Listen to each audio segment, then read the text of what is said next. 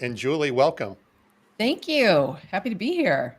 We have just found out before we came on board that we are surrounded, Carson, by celebrities. I know, I Tom. I know. feel way out of place. We I were know. talking about just the movie and TV credits that are attached to Julie and to Brandon. So to Julie. And to Brandon. So, and to Brandon, of course. yeah. Now, hey, this is so at the very end of Fever Pitch, the Drew Barrymore, Jimmy Fallon film. If you look in the crowd, I am there. Yes. Hey, that's something. You Something. get credit for that. I cling to it till the day I die. Absolutely. And I have nothing.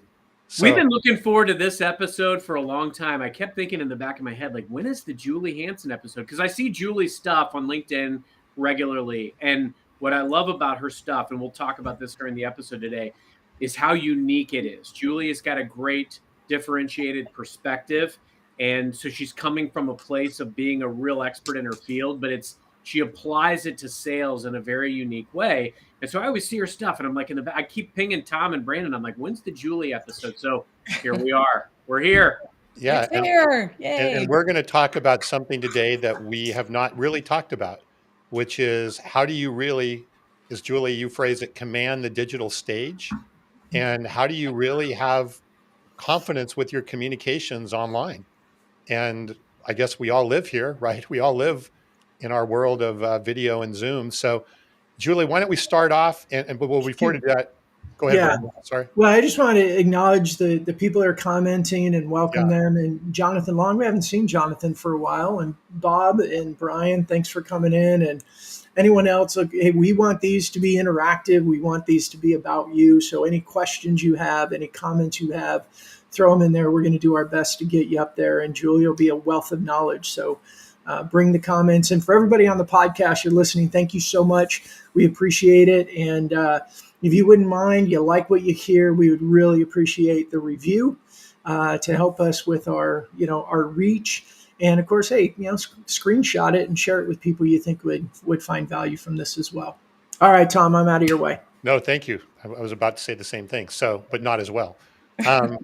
So, Julie, tell us a little bit about your background, and how you kind of got into this whole area, and then we'll kind of dig into some of the key topics here. Sure. Well, as Carson mentioned, I combine sales and acting because those are my two careers and my two passions. I didn't know when I was in sales that acting was going to play such a big part in my sales career, but it really did. When I started out in sales, and I'm not going to start back in the year because it'll be a long show if I do, but I came from a buyer's side, and so I was used to people calling me back. And so when I became a salesperson, I was like, whoa, this is this is a whole different world. And it really rocked my confidence. And I saw all these confident salespeople around me, and I thought, what can I do to build my confidence? And I remembered that I liked acting, and I started taking some acting classes. And it really helped me sort of find my authentic voice and be able to just face a lot of those challenges that used to make me want to hide. And it turned into a career. I worked in sales and acting at the same time, and did some professional acting in New York for a while. And when I went into training and used a lot of my acting skills in that, taught presentation skills, still do, communication skills. And when I saw the pandemic strike and everyone just being told, hey, get Zoom, get on camera and go, I thought, why are we not helping these people? Like, it's a whole new medium. When I started out as a stage actor, which is how most actors start out, it's a whole different skill set. And so when I first auditioned for a little role in a film, I was terrible. I didn't know where to look. I didn't know what to do with my hands. I forgot my lines. And I didn't know that it was special training and there were different skills to bring to this medium. And so that really created the book that I wrote, Look Me in the Eye, and then the training that I do around that for sales teams to help people confidently and credibly communicate on camera, because it's not natural, and there are skills, and it's and some techniques that help make it easier. And we're not allowing people, access to those. So did I hear you say that you were making sales calls and people were not calling you back? Yes. Was I doing something wrong? I've never really experienced that. Carson, have you seen that? No, not really. Horrifying. No, here's what's funny. So I think Julie and I have probably been connected for about 5 years. And Julie, I'm going to give you the ultimate compliment here, because when I am living my day to day, I get to spend a lot of time with customer executives, with people in my organization, with my team. I've done a lot of high caliber video presentations. I feel like I always have you in the back of my head telling me to Sorry. look them in the eye, look them in the camera. And it's been infinitely helpful. So I love that you've kind of encapsulated, if we get video right, especially in this hybrid era, I'm all for, and I know you are too, like meeting people in person, and there's Oh, going to yeah. be a real value in that. But you've got to command the digital, the video stage, because if you can do that, you can enhance your effectiveness in those situations. So that's, in my mind, that's the ultimate compliment to you, is that I always Thank you. got you reminding me, like, hey, look them in the eye.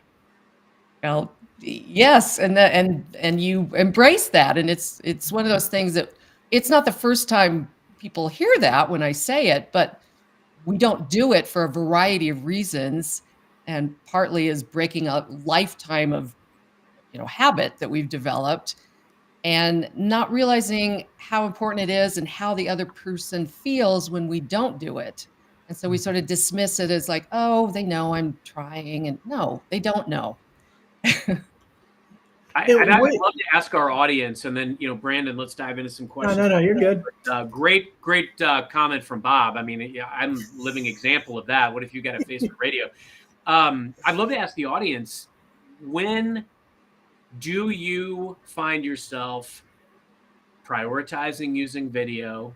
When do you find yourself maybe not using video? Because I think there's a lot of times we'll show up to a meeting and we just go with the flow. We go with whatever other people are doing. It's funny. I was actually in a work chat earlier this week about, talking about on our team meetings. When I'm running a team meeting, I always come out on video, whether everybody else is or not. And I find a lot of times when people come on to speak or present, they will go to video. But I think a lot of people have their default. And I've even challenged some folks, especially ones that almost default not to using video, on with customer executives. If you want somebody to spend money with you, you need to show them your face and your eyeballs. Right. That's the reason we're on video, right? It's not enough just to show up, but it is something to see you, right? And especially in the age of all this AI floating around, just to improve that authenticity. But really, if you're not using the camera, make it a phone call. Like, if you really don't think it matters, if you think you have nothing to add by your humanness and by your personality and your energy and presence, then use the phone, right? Then you don't need to be on video. But to not turn it on because others don't have it on is just for your own comfort, and we need to admit that, right? It's nothing less. I show my face on every call I can, and I don't have a face like Brandon Lee, so that's a leap for me. Person, why do you think I have a beard? When I first grew the beard out, I did it as a joke, and then when I said, "Oh, I'm going to shave," my whole family said, "No, don't." I didn't realize I looked so bad without a beard. Oh my God. Hey, Julie, I think it's probably just that insecure, our own personal insecurities, but how, for people that don't want to turn on their camera, like how do you coach them or motivate them?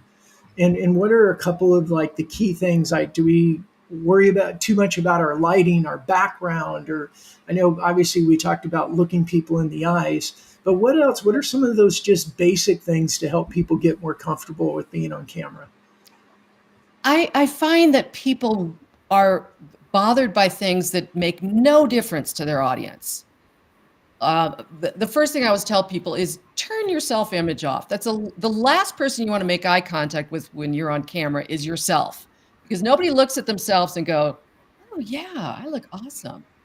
No, we go, "What is going on with I my think Tom does hair sometimes. and my face? I need to smile," and we paste on some smile that has nothing to do, it's just been with what's just been said. Um, so it's understanding what matters to your audience. The Your audience isn't it's not a beauty contest, whether you're in person or whether you're virtual. It's, does this person appear credible, competent, confident? Do they look like they're interested in me? They're not very concerned about your hair, how your hair turned out, or Thank uh, goodness. you know, or if you have hair. Right. Right? So, it's getting people off that focus, that because that creates a lot of vulnerability, and no one is judging you as harshly as you judge yourself. And the other thing about it is, when you don't have the good skills, when you're not sure if you're doing it right, or you're, lighting sufficient, or you're making eye contact when you should, or you're moving, using your hands funny that are creating more distraction than adding context, then you're not gonna be confident, and the camera picks that up because we are literally in someone's face. When you're in person, you rarely look at someone's face this intensely for that long, and so those insecurities, those incongruencies will start to leak out, and so you do have to develop that inner confidence. So it's partly awareness and understanding more about your audience. How do I make my audiences stop thinking about yourself, and how do I make my audience's experience as, wonderful as possible? So I have a kind of a follow-up question to that, Julie. So what I hear you saying is that people are not scrutinizing how you look. So what is it that they are looking for and they are scrutinizing when they have them on camera? Like what is it that really matters Okay, versus great, how we actually look? great question. What we notice when we first meet someone, if you think about when we make a first impression, and there's studies on first impressions. You know how fast we make a first impression, by the way? Does anybody know? Seconds. 20 minutes? 20 Seconds. minutes? What are Yeah. you A long impression. Wow. I could really bring my A game in 20 minutes. Yeah, 20 minutes, I can That yeah, explains why you like me, Tom, because I Yeah. didn't give you, I gave you a lot of time and you Yeah. didn't judge me right away. right. An hour or so, right. Yeah. Wow, Tom's very generous, by Yeah. the way. Yes. Most studies say somewhere between 7 and 10 seconds, people decide if you're trustworthy, um, if you're confident, if you're likable, if you're worth listening to. So the answer to that question is really a question. How do we convey those qualities right up front? Like, how do we quickly convey credibility, confidence, interest, attentiveness, likability? And those, unfortunately, are also the hardest qualities to communicate on camera if we try to do it just the same way we did in person, Hmm. which is one of the biggest mistakes that I see people making, is just assuming, well, I can just, I'm just sliding over here from being in person into this new medium. I'm just going to do the same thing and expect it to work, which is, doing the same thing over and over and expecting different results. It's not going to have the same impact for a variety of reasons, whether it's how the camera distorts things or reads things, or how our behavior changes when we're in front of a camera or doesn't change when it should change. I think that is very, very insightful. I mean, what I heard you say, and correct me if I'm wrong, is that just going on camera and being the way that we are in real life doesn't translate. So we need to Right. rethink the way that we are on camera. Yes, and the old rule at showing up is 80%, or it's not true anymore. That was true in the beginning. We were all so excited to have a way to get together and connect and see each other. But everybody got kind of stuck there, right? It's like it said, "Oh, that's good enough." It's not good enough. I mean, there are people that are really excelling in this and learning how to not just show up, but to make other people feel seen and heard while they're talking to them in a virtual meeting, which is a huge leap to actually make them feel, the emotion, the energy of the conversation. And those are where we can go if we actually look at this as a new medium, and adapt to it the way that it works. Yeah, Julie, I want to piggyback on that because I agree. I think a lot of times there's the anytime that somebody has a compulsion not to go on video, it's probably because you do have to turn on different engines of yourself to maintain focus. And you can't multitask because customers will see that. They will know that they don't have your undivided attention. And so there's that added pressure. If you're not on video, you can maybe get away with something. But believe me, the second somebody asks you a question, if you're multitasking, they'll catch you anyway. Um, I often, I even call out sometimes, like, especially I'll do a lot of interviews, right? I interview candidates. Mm. And I'll even tell people, or if I'm meeting someone for the first time, customer executive, I might even call out, hey, I'm taking notes, so I don't want to give you the impression that I'm not paying attention. So, there's almost an etiquette as well to the video element. Wow, it's been 4 years since the start of the pandemic. I'd love to hear your thoughts, Julie, on what have been your biggest learnings over that time span around how to really stick the landing when it comes to leveraging video. Mm. Well, I think one of my biggest learnings has been that a lot of people are okay with the status quo and they assume they're coming across like they intend to. And so it took me a while to finally develop an assessment that really helps people see like this is this is how your first impression is. This is how other people see you. This is how credible you come across. This is how engaging you are.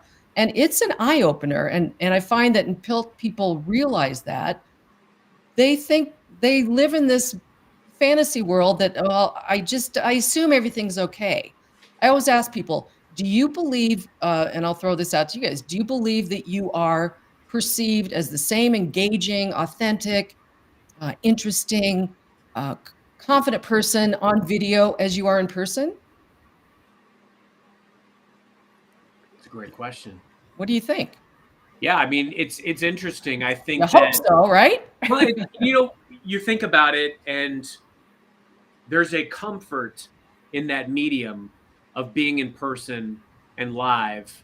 And I found it that over the last few years, especially transitioning to doing as much virtual as we do, it doesn't become as familiar a muscle to be in person. And what I mean by that is, like, I've spent the better part of the last 4 years really trying to master this medium and improve Hmm. upon tactics and etiquette. But when you go back to an in-person setting, as much as I've always loved that, it's a completely different muscle. You're doing different things. Right. You're engaging, you might be sharing a meal. And so there's whole other elements to it. This is very much its own unique medium.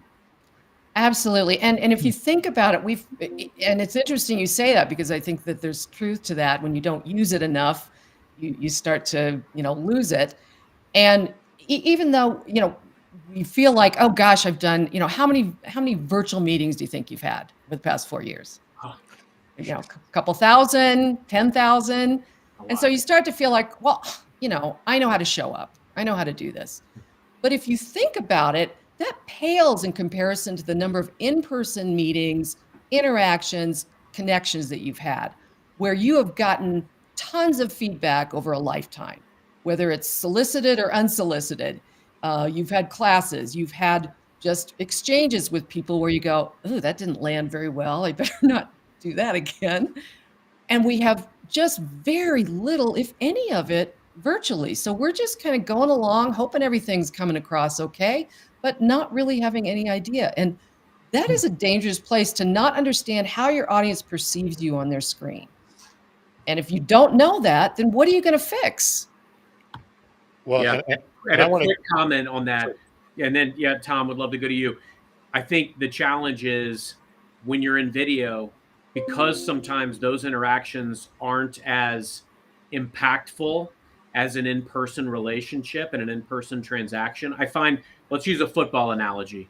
Um, you can get the ball down the field very considerably in a lot of face-to-face in-person interactions, and sometimes virtually you don't advance the ball quite as much. So I think in video it almost feels like you to really be impactful, you've got to up the ante. you've got to really make sure you're almost over engaged in those settings as opposed to in person where it's a little bit more comfortable. Yeah, absolutely. And the thing is, if you're looking to differentiate, you have to go beyond the words that you say.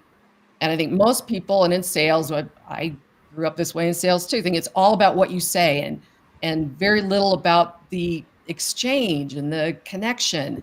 And I think we're seeing more of that. But if it was just about the words, uh, we could all send each other great emails, right? Obviously, there's a human quality that drives that forward. And if you are just relying on the words, you're no different. You're not setting yourself apart from the competitors. In fact, if you have a competitor that's doing more than relying on the words, you're at a real disadvantage. And so, understanding how do we make them actually feel something? How do we motivate people in this rather artificial environment and make them feel something as opposed to just know something? And I've never met any of the three of you in person, but I do feel like because we've been on video together, that I can be myself with you, which I think says something. Because if we had never seen each other via video, that wouldn't be the case. Good.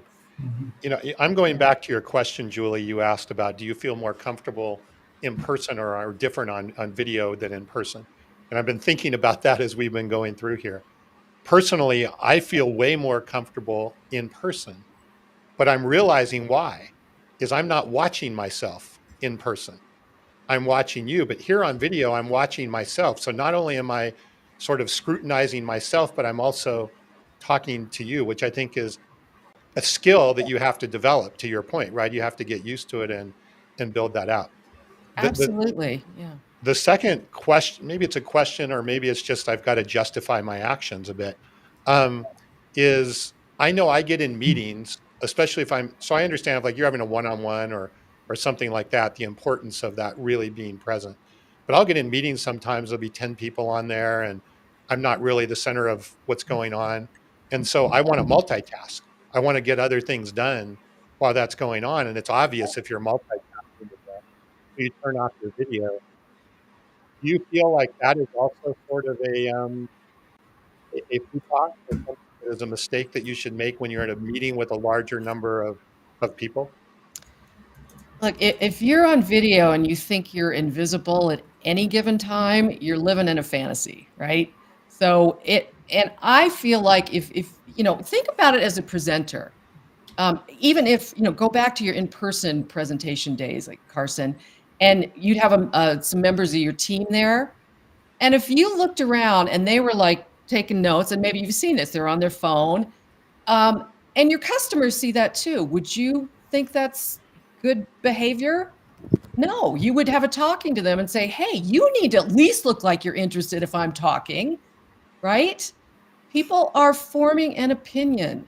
And just because it's easier for us to tune out and we have stuff to do, and we wouldn't do that in person. And well, some people obviously have done that in person, but um, it's we try to justify it to ourselves because it's uncomfortable, it's extra work, and yes and yes. But ultimately, whose comfort is more important, yours or the audience? This episode just has me thinking in so many different directions because it's, as we pointed out at the beginning, I mean, it's very different than a lot of the episodes that we do. Like, for instance, Tom, I appreciate your candor in stating that, sometimes you find yourself looking at yourself. And I'll tell you, like, I've done some presentations to executives that if I had done them in person, I probably would have been very, very intimidated. But because I was honestly able to look at myself and tune out everybody that I was presenting to, and it was almost like I was looking in the mirror, it helped me. So it's knowing that medium sometimes and how you can leverage it to your advantage is super helpful. But I'd also like to flip that. And Julie, one of the things that challenges me sometimes, especially as a leader, is when I'm presenting to a bunch of empty spaces, people that aren't on video, you Mhm. feel like you're just casting your vision out to nobody. How do you entice people to use video more, especially internally? Right. Well, sometimes you don't have a choice. Like if you're the salesperson and the client doesn't have their video on, you can try and make it inviting, but you don't have control over that. Certainly, you might have some authority to do it if it's your team. But in really, I think we don't really give enough credit to how difficult it is to talk to a camera when you can't see anyone else. And that is as close to acting as most people will get without any of the training or skills that build confidence in that area. So when I work with people, a lot of times it is like working with, okay, how do we talk to people who aren't that we can't see? And this goes for video outreach as well. That's what a lot of those videos are just so wooden because salespeople they don't have the skills to connect with someone they can't see. And it's understandable. Why would you? Right? This is entirely new. And what I always try to remind people of is, it's skills, but it's also an understanding that just because I can't see you doesn't mean that you're not having a reaction, that you're not having sort of a dialogue with me. It's still a dialogue. It's just oftentimes your part is silent. And what salespeople think, or most people think, when they've got an audience they can't see and there's no input, it breaks that communication loop that we're familiar with, where we say something, we get a response, we interpret that, we got nothing to interpret, we got nothing to work with. So we just keep going, we just keep talking.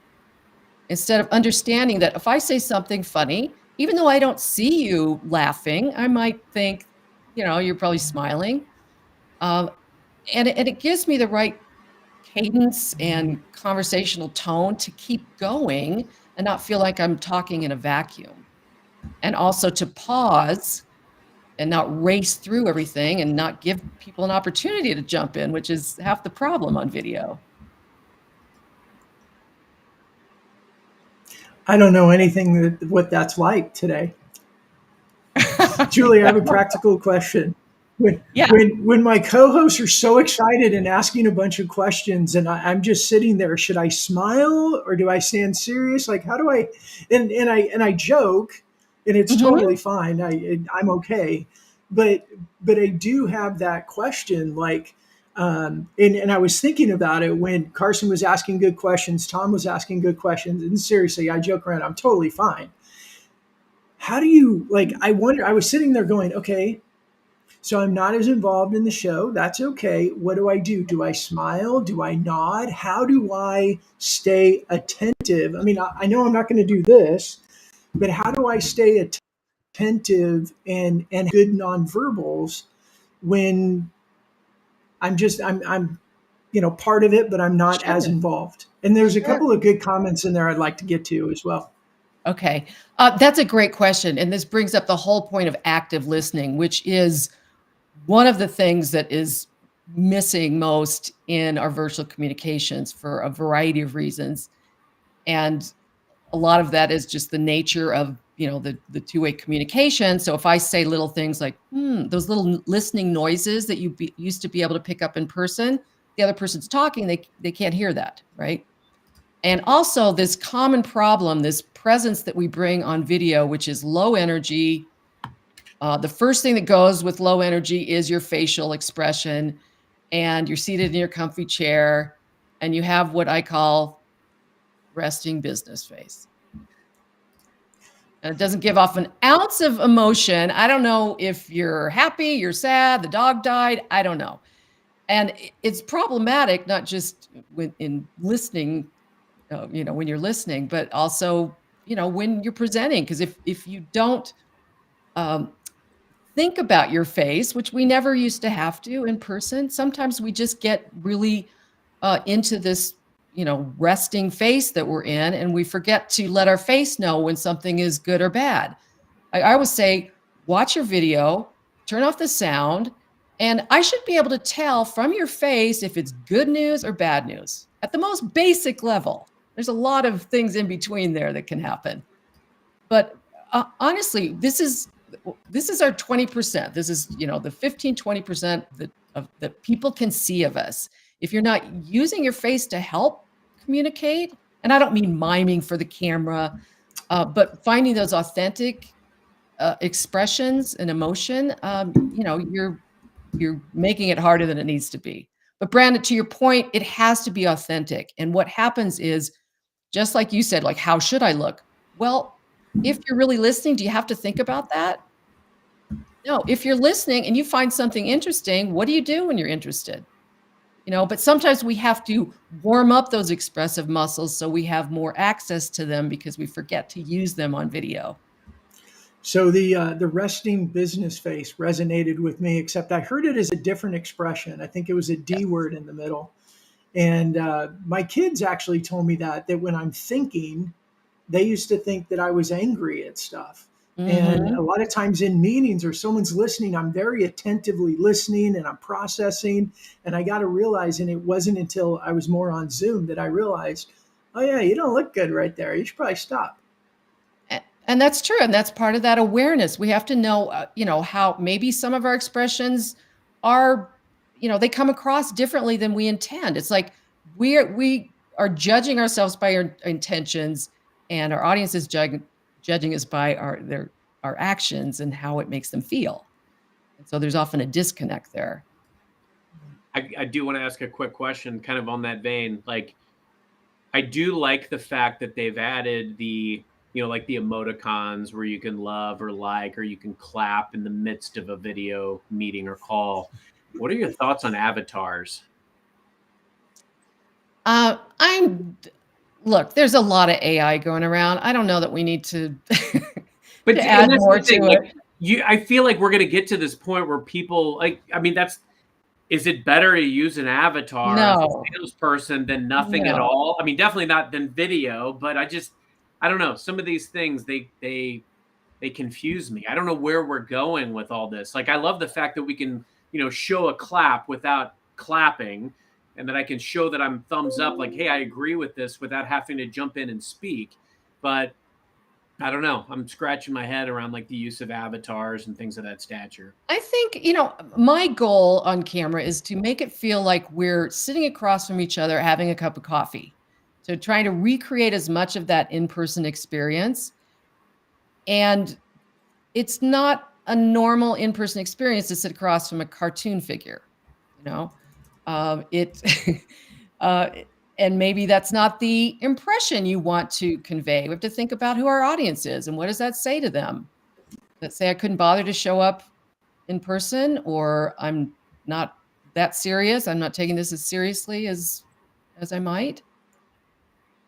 Yeah. I envision a world someday where AI will give us the ability to like mirror ourselves, but like, Tom, you could add hair, right, to the video. Tom, you're muted. That's part of my presence is to be muted. That's what people say is I'm much better off when I'm muted, I've been told. So, hey, let's hit a couple of these questions because there's Okay. some really good stuff coming in here. And I'm going to hit Anthony's here first. It's a little bit of a long one. He says, I'm curious, 99% of my time is my camera is on, walk the walk for the role I'm in. Depending upon the closeness of the relationship, though, especially new ones, as we're talking about, picking up on cues of their comfort. And if I sense there might be some weirdness, usually I'll ask if it'd be better to turn it off or what they prefer. I think what he's asking here is if somebody else is uncomfortable, right? If you're in a meeting and the other person is uncomfortable, is it good etiquette to kind of go, hey, would you be be more comfortable if we just did verbal here? Hmm. Um, I But think that's that's the question. yeah, that's an interesting question. I would say, how do you know they're uncomfortable, and why would you think it's because you're on video? Uh, I think we have not learned enough about reading virtual body language to be great judges of that. So I would just be hesitant to assign that meaning to some behavior that might mean there's something else going on they're comfortable about, that has nothing to do with you. And that's often true of when we look out at an audience and, uh, or get a glimpse of our audience and they look like, they look bored. And instantly we go, oh my God, they hate me and this is terrible. And then we start to speed up and just do all the things to make it even worse. When in fact, that's a very common on screen behavior for audiences because it's relatively new that this is a dynamic two-way conversation. And we're used to sitting in front of any kind of screen, just ready for popcorn and and a show. So it's hard. It's often dangerous to misinterpret that behavior, I think. Okay. Yeah, and I want to, before Brandon, I know you want to jump in with a question here, but it was actually Brian's question that then, so I want to make sure Brian, because that's, I think, a really good question. Yeah, And you see that that all the was the time. one I wanted. Yeah. Because I think you see that all the time, right? People like, do you feel like you're better off? We just did this without it or whatever. So I think that's a great point. Brandon, go ahead and jump in with Well, your I think that question too, though, is Julie. What do you recommend if you get on a Zoom or a Teams and they don't turn their camera on? What should we do? I give hang them up. an easy yeah, just hang Hang up. up, No, I just make say, faces. hey, if you're open to it, I'd love to see you in face to face and just say hello, like it's just for a minute or something. And a lot of times people turn it on, they'll just leave it on and then just let it go. But otherwise, I just go forward as if we're having a conversation because we are. I just can't see you, and that's my problem, not yours. And you get every advantage of being able to see me, and that connection that's going to start to build is going to happen for you. It's going to be harder for me. I don't deny that, but that's not the important thing. The important thing is that you feel connected. Yeah, a lot of really good stuff being dropped here, and I think one thing that this really resonated for me is that it depends on the situation. It also sometimes will depend on the level of relationship that I'm trying to build. If by default, it's like a monthly cadence that this customer has with my team, and I'm just popping in, I may not hop onto video because I also don't want to distract. I don't want to be the only one that's on video. I want my team to be able to do their thing. But if I'm meeting a senior leader for the first time, I'll lead with video. Um, on the same token, sometimes there will be situations where, Julie, you made a really astute observation earlier where sometimes we may be distracted by the body language that we're picking up from somebody that we're talking to, which is all the more reason why sometimes I try to look at that light. I'll see their face. I know they're there. But instead of getting caught up on looking at their face while I'm talking, I may just look at the light so that I don't get distracted by anything and I can still speak freely. And then when they're speaking, I'll look directly to them.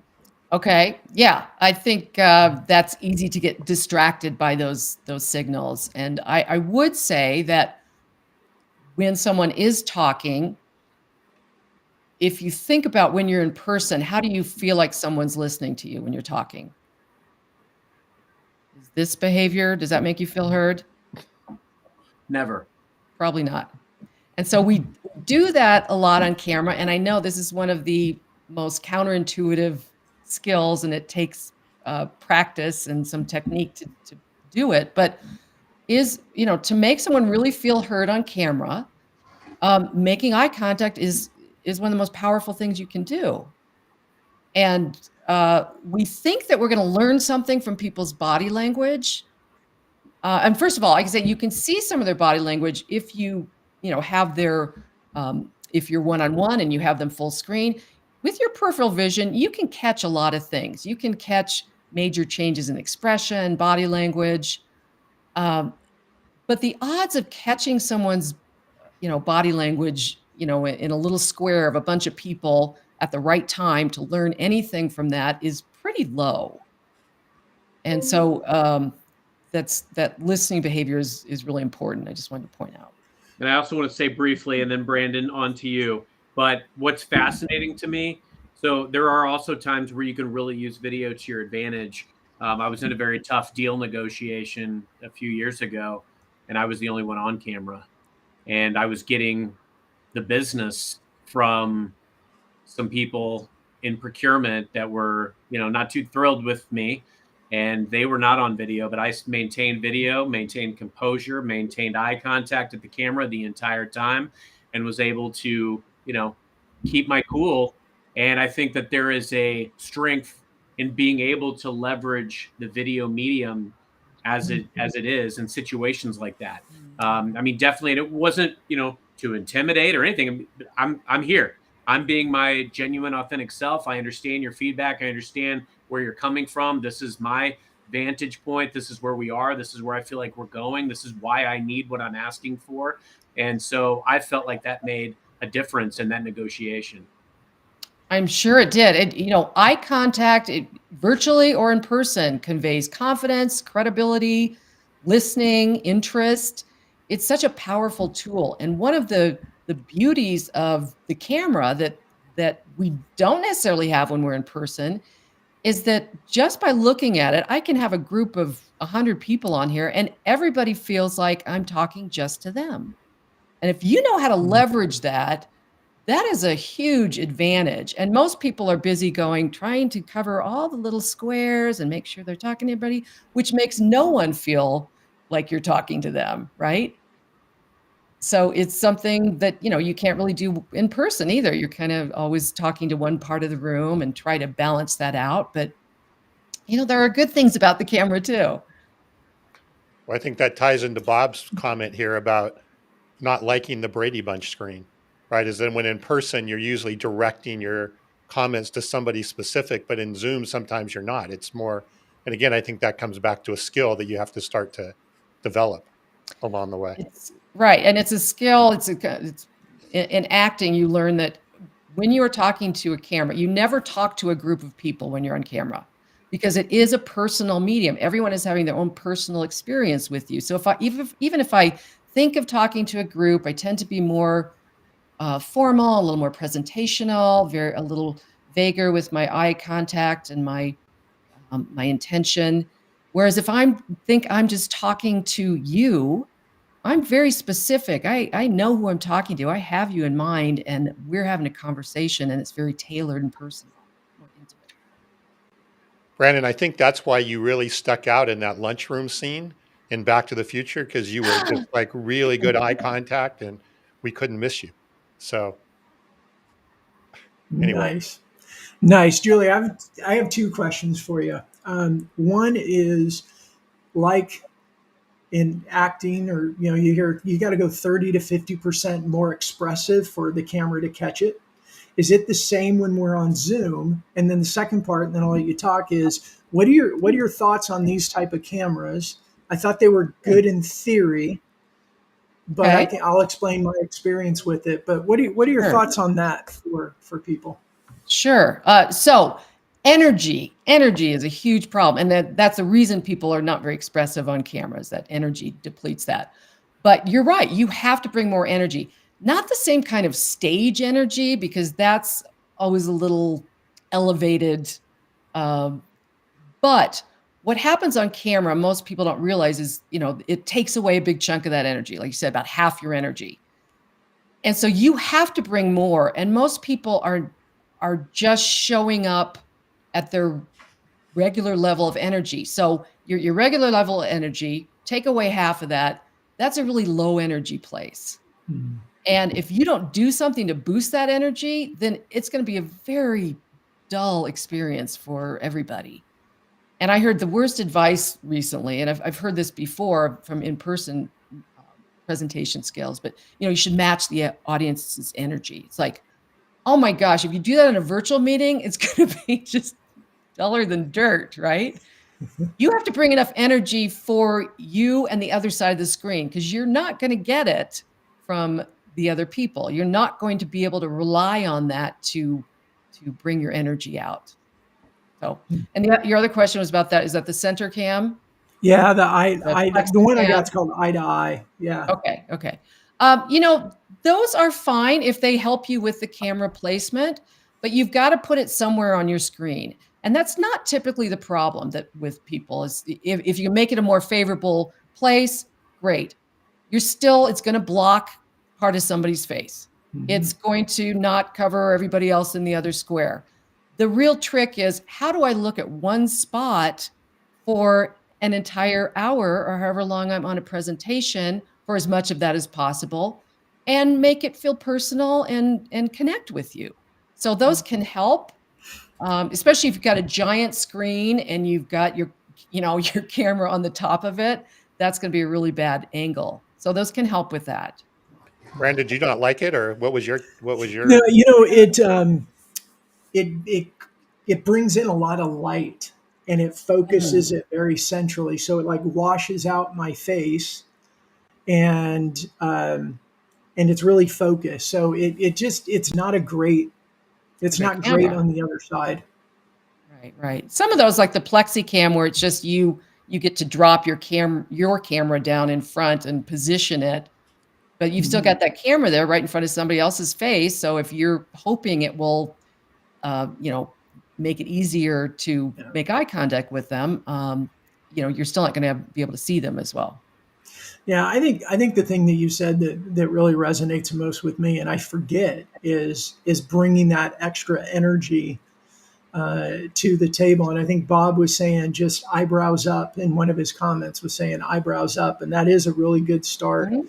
of just eyebrows up. But yeah, sometimes it's we get in that thoughtful, contemplative, we're Mhm. listening, and we forget that we're also then portraying really, really low energy. Mhm. Absolutely. So I officially have to admit this is the most uncomfortable episode we've ever had for me anyway. Just in seeing all the things that I need to improve on related to this. Julie, if you were to give, as we kind of wind down here, for somebody who, what would be three things that you would recommend for somebody to do to really start kind of drilling and working on this, on Mhm. how do you improve this? So like anything, right? You don't get better Sure. practice, and you don't work to get good at it. What should we be practicing, and what should we be doing, and how do we tell that we are improving?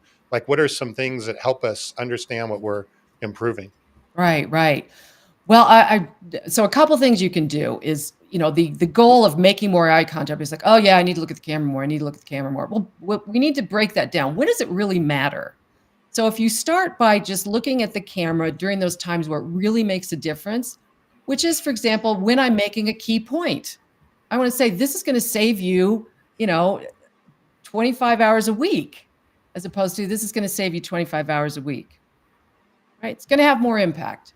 Okay. If I say it when if I look at the camera when you are talking, it's gonna make you feel heard and understood. If I look at the camera when I ask a question, you're gonna get a better answer. You're gonna be more likely to get an answer because if I look down here when I ask a question, so what's your goal in to improve in video this year? And everybody's like, is she talking to me? Right?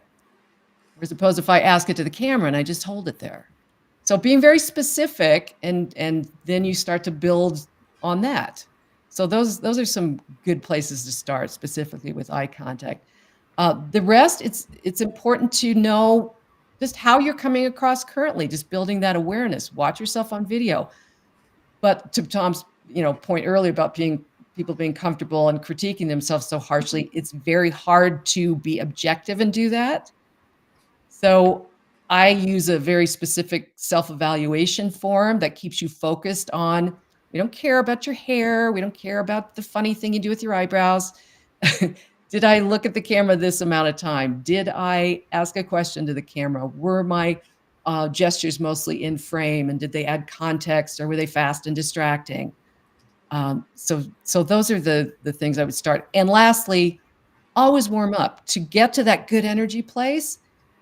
You gotta warm up. You gotta bring it, whatever that is for you, and includes warming up your face and doing some, expressive, uh, exercises. And as you talk about this, I don't know about you, but I'll sometimes go through a day where I'll literally have back-to-back Zoom Mhm. meetings, like literally no time between them. But I think, and I've been trying to set them up now where I do like 45 or 50-minute meetings, so I have 10 Good. minutes between one to the other. But Yep. what you're saying is it's not just, hey, so you can go to the bathroom and take a break. It actually allows you to kind of, okay, take a step back, recharge, and know what you're going into for the first one, so they all just don't blend together. Right, Um, right. I mean, I Uh, think to me that's something that all of this kind of fits into. Tom, you yeah. should be talking to yourself in the mirror when you got to go to the bathroom so you can get yourself Well, amped up I for the do next that. video Yeah, call. I do that. I walk down the hall talking to That's myself. the It's great. trick. Yeah. Too much One of information. one of my big takeaways here today is, look, as salespeople, sales professionals, sales leaders, we need all the tools that we can possibly get our hands on to positively impact and influence the relationships that we're trying to create. And there's a lot of great ways to use video, and Julie, I'd be interested in like your thoughts on the transition of video over time. I mean, obviously, video was available before the pandemic. It became very prominent, and then there became a lot of additional tools that we could leverage that were part of video. You know, we talked briefly about avatars and all these other changes. I'd be interested in the changes that you have seen that you have been really fond of, like other ways that we can really maximize the video experience. And I'll give you an example. Like one of the things that I really love to see is in trying to keep with that eye contact and high energy, and obviously not wanting to come across like I am reading a script. I mean, I can position my keynotes right there on my screen so that I am in essence touching on or reflecting on those notes while I'm looking right at you, which, you know, knowing your medium, and it goes back to you being an artist, being in acting. You're always kind of understanding and knowing your medium. And we're all kind of, in essence, sometimes putting on a show or putting on a performance. You know, we're acting in the role of great sales professional, and our Yeah. presentation is the performance. And so, you know, I would love to get your thoughts on like what has been really helpful that's come along that's helped you to optimize your video experience. And when you're coaching Mm. others, maybe you bring their attention to that. Well, I think your point about notes is a big area because that encompasses like presentations and demos. And so I work with a lot of teams who say, well, I'm never going to be able to make eye contact because I'm demoing or I'm showing slides. And the fact is that that shouldn't keep you from making enough eye contact. Yes, it's going to be less, but there are times where you want to talk directly to the camera. You want to. There's a technique that you learn as an actor, how to work with a script and still and do a live reading with the rest of the cast when you're not quite off book, right? So you get a line, and then instead of like reading it to the screen, like this is really going to save you $10,000. I get it, and then I bring it over here and I say, so this is what's really going to save you, you know, $10,000 a month as you go through this program. And so those kind of techniques are really helpful. And there's just a lot of them that are more skills based. I think we are quick to grab any tool that we think is going to do it for us, and especially in terms of outreach and, you know, well, I got to get the right cadence and I got to get this, you know, what's the best subject line, and those are all great. But I'll tell you what, if you don't grab my attention in the first, you know, 7 seconds of that video, I'm not watching it, and neither is, you know, your prospect. So it's understanding, you know, how do I engage people very quickly without tools, right? With that human connection and the piece that that plays. Yeah, I mean, look, your video experience that you deliver to a customer, as an example, is not going to be the end all be all. Just like on all the episodes that we talk about, your LinkedIn connection request or your comment isn't going to be the end all be all, but it's a tool that's there at your disposal that can help you create a genuine, authentic relationship with someone. And if you don't leverage it the right way, then you're missing out. You're not only missing out, you're wasting a lot of time. And that's what I see happening is just by putting things out, because like you talked earlier about people like, "Oh, I just got to put out more LinkedIn. I got to, you know, post more." You know, people are quick to get rid of things that don't meet the meet their needs or meet a certain bar of their expectations. And so that is no longer appropriate. So yes, we need to gain some efficiencies in this area. And part of the inefficiency with video is when you're uncomfortable and when you don't know what you're doing and you don't know what to do better or how to do it.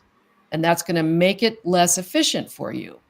And so being better at this means, you know, means more efficiency, more productivity, and more videos that get watched and acted upon. So, Julie, before we wrap up, what exercises do the three of us need to do before we go live next week? Oh my gosh. Okay. So But here's We don't you're have saying warm up our face and we don't warm Yeah, have up I'll two our give you hours this. left in voice. the show, Yes, Brandon, for all of that, I don't think. I have the perfect exercise for everybody.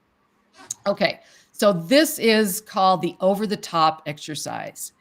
And what it is you take any type of content. It could be a presentation, it can be a story, it can be, you know, something you read to your kids, and you just deliver it like your best Al Pacino, or think of your most over the top actor, and like, this is going to be blah blah blah, and you move and you express and you emphasize different words and you just have fun with it. And when I do this exercise with people, it's so interesting because a lot of times what they give me when I say go over the top is just a really nicely elevated presentation, because people don't have a good sense of what their best energy is. But we need to go over the top so we know kind of what that bar is. And then if you do it again and you don't try to push it, you're going to be nicely elevated. Your expressive muscles are going to be ready to go. And you're just going to be way more dynamic and have that screen presence to carry into the next conversation. Tom lives over Try there. it. Like, what the heck? I don't know if Tom can get any higher. I don't know. This is going to be some serious work I'm going to have to do. I know. I think you should have fun with it. Just go over the top. I think right now we are going to wrap this thing up. This has been an amazing episode. And Julie, you have been awesome. Is that better? Tom, that was incredible. That was so awesome. We need you to bring that energy every single episode. Yes. I thought I was bringing the energy. You were, right. but this is next. Wait a minute. Who is this guy, Carson? Seriously. That's awesome. Did that feel super over the top, Tom? I need to have a drink. That's what when I feel think like. of over the top, I think of that old Sylvester Stallone arm wrestling movie. Oh, come on. Yeah, we could do impersonations and everything. All right, I'm ready. I'm ready. I am ready. Really. And I would say the bottom line is if you're in a virtual conversation, a presentation, a demo, whatever, and if you're not having fun with it, then no one else is either, right? So bringing that energy that brings out your, we want to see your personality. That's part of that screen presence that connects people with you. Yeah, and it's what you asked earlier about being in person.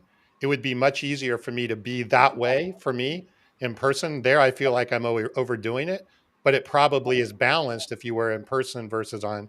You said you have to overemphasize the piece. I want to hear what you think about it, Tom, when you go back and watch the video and watch yourself on it, because that was really good. Seriously, I'm like, who is this guy? Studies after these episodes. Tom studies at night. He sends us notes like, Brandon, I need you to do this, and Carson, I need you to do that. So when he studies tonight, he's like sending us notes at 3 a.m. I want to know how you feel about rewatching yourself going over the top, Tom. All right, that's fair enough. That's fair. That's fair. Your assignment. Awesome. I would watch that all week. Okay. All right. Well, we've learned something. Julie, how can people find out? Now I'm a machine now. Julie, how can they find out more about you? Like, where do they learn more about all of this? And keep them in how frame. do we learn more? Keep them in frame. There, Tom. Come on. There you go. I got to be careful what happened with the fingers. You never know. Right, don't get too close to the camera, right? You can find me at juliehansen.live or on LinkedIn, and do video outreach training, virtual meeting presentations, and virtual executive presence. Awesome. Well, I'm going to check that out. Carson, Brandon, any final thoughts before we wrap up here? This has been very enlightening. Amazing. I'm just glad Carson got the movie reference in before we were done. Yeah. We try to get one in every show, and this job. Is no different. But it's hard after 70 episodes, to keep them fresh. So glad that somebody said over the top so we could invoke an old 80s Stallone movie. I was thinking, that was the only reference to Over the Top, the Stallone movie, on a podcast this week. As it should be. Yeah, right. I was thinking you were going to pull in a little bit of like the Truman Show, where he didn't know he was on camera, everyone else did. Oh. I actually did think of that, and then I couldn't remember if we had referenced that at some point, so I didn't. I held back. All right. Well, thanks to everybody for all the comments. The comments were great. Some really great feedback today. Again, thanks again, Julie. And next week, I believe we have Patrick Tenney. We're going to talk about negotiation. So love Pat Tenney. The other side of the equation. All right. Thanks again. All right. Everyone. Thanks, everybody. Carson. Julie, always a pleasure. And thanks everyone for joining today. And until next time, happy modern selling. Thanks, everyone.